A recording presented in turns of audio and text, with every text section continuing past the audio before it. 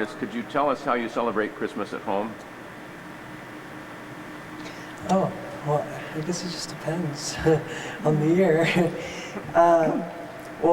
We have a lot of family in this year, and a lot of my mom's side of the family, and it's more of a Latin culture. Good morning, everyone. Definitely party during this time. It's a lot of, just music and a lot of food and just a lot of, it's really fun to get to do. And we also do we actually do a lot of Christmas caroling and things like that, which I think is really great to do. I think it's wonderful to get to share, and I think just being able to share music with your family and to see just people's faces light up and just see their smiles and how much it means to them. A simple visit and a simple song can mean so much to someone. I think it's really great to do. I'm in the same position. I'm not in a regular place. Being a movie actor, one's performing all over the world. So I've spent Christmases in Morocco, where you go to the bazaar and you buy an orange, and it becomes a token of, it's a wonderful present.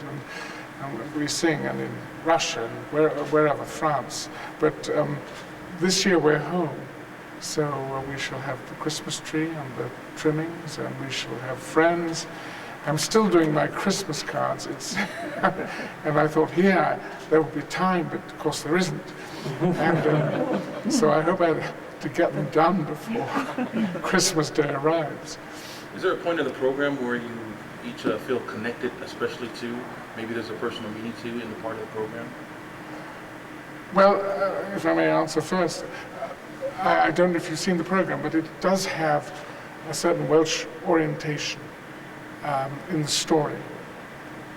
John Parry, the pioneers who came here and were the foundation of the Mormon Tabernacle Choir, which is a great story. I'm half Welsh, so I feel that keenly, that my ancestors should, the courage to cross the ocean, to bring the word, the message, and the discipline, and so on, into this, what must have been an extraordinary place, terrifying place to be, semi-desert and not yet settled. So that touches me enormously, a great sense of faith, where with children dying, going so far, being driven by this inspiration, this message, this divine promise. So I think that is one reason why I wanted to be here, because it is such an extraordinary story, one so well worth telling.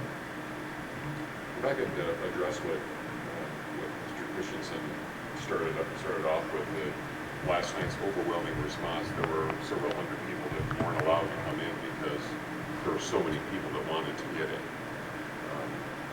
Obviously, showing up early is essential. But does that kind of response, the fact that there were so many people that there just wasn't room for everyone, and there were hundreds of people outside, does that surprise you all? Does that surprise you? Does it touch you in some way that the response has already been so overwhelming? Not with David Archuleta on the bill. No, I think it is surprising, because sometimes you don't feel like, I don't know. It's like, I think the choir always receives an amazing response every year. I mean, even last year they received over 1 million requests.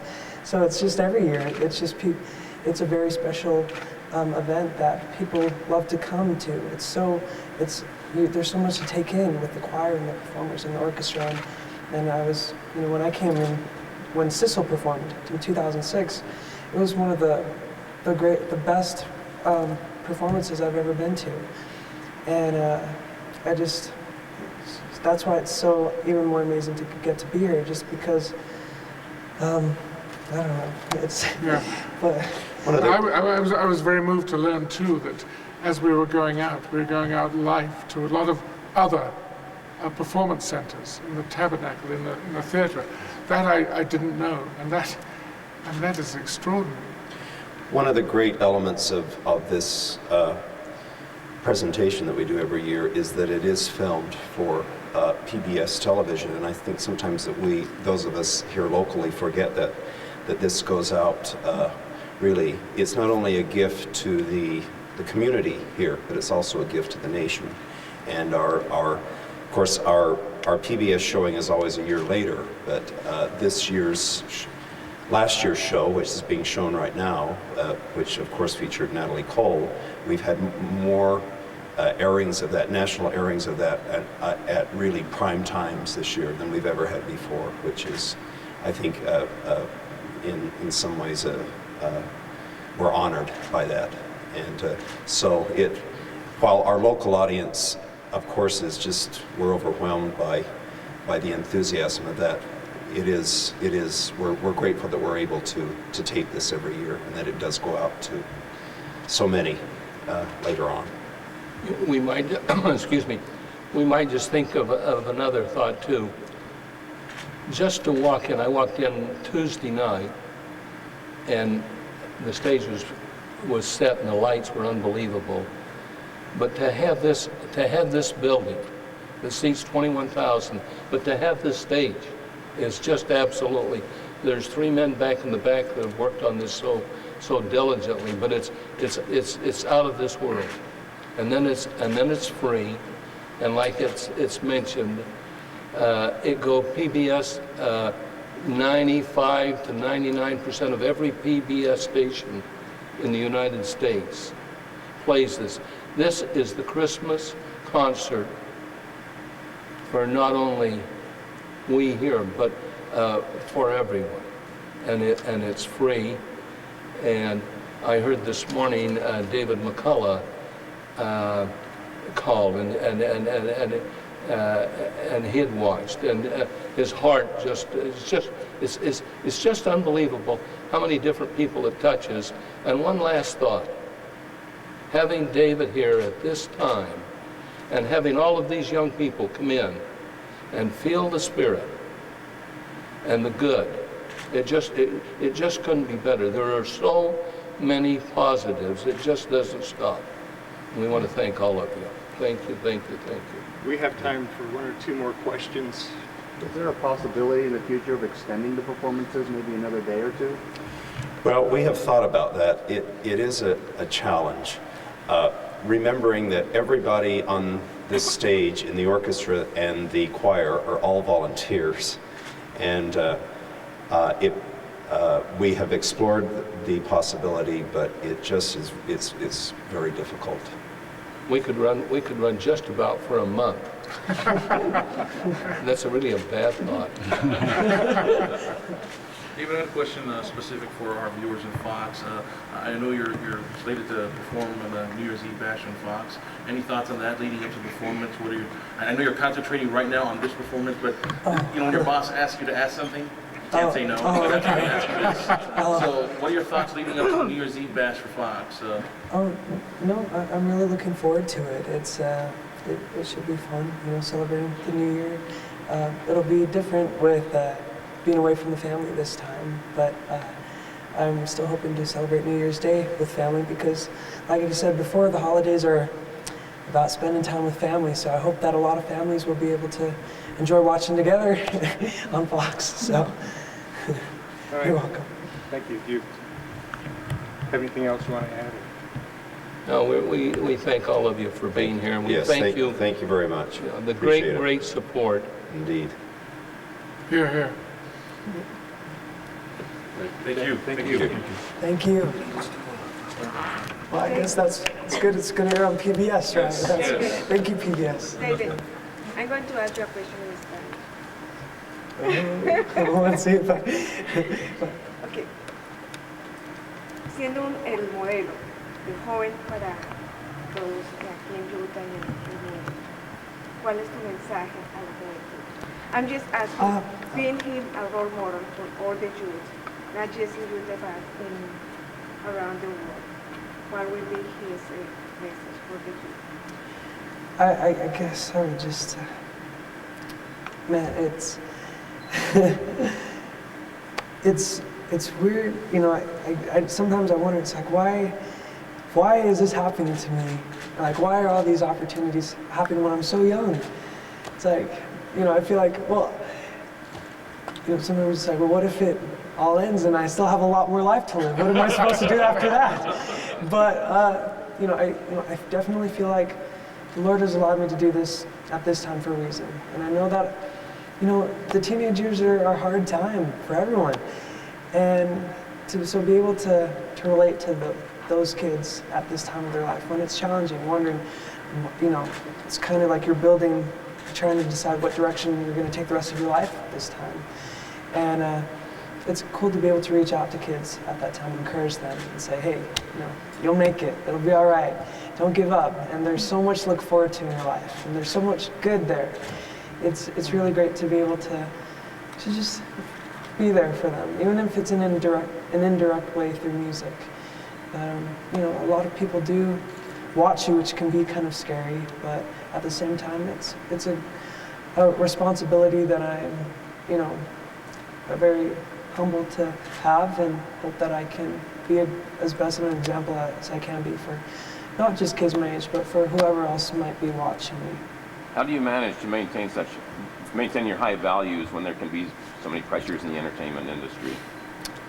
You know, I owe a lot of that to my family and to my friends. I feel like I've just been so lucky to be surrounded by the people I have been in my life.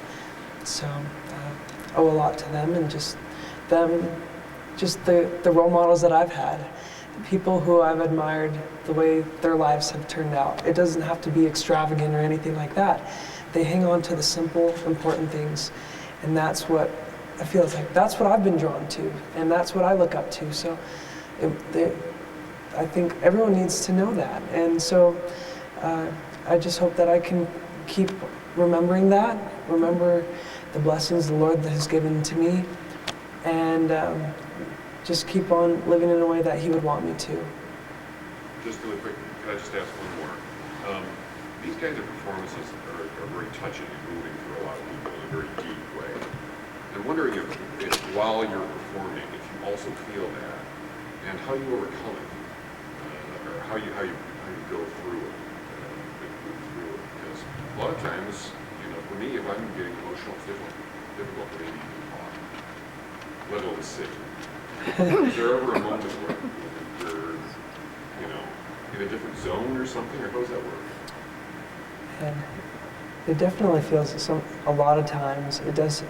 You don't know where it comes from, really, because sometimes it's like, I can't do that. I'm not capable of that. But you're still given an opportunity to share with a large amount of people something that you love, and that has really affected your life.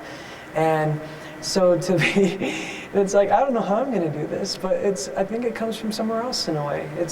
I think it's, you know, it's kind of like being an instrument in a way. You know, you're kind of in the Lord's hands, and it's, you know, that's what's so neat. Hearing Michael speak, even, that's what's so amazing to me, is just you know, feeling that overwhelming feeling of just feeling good.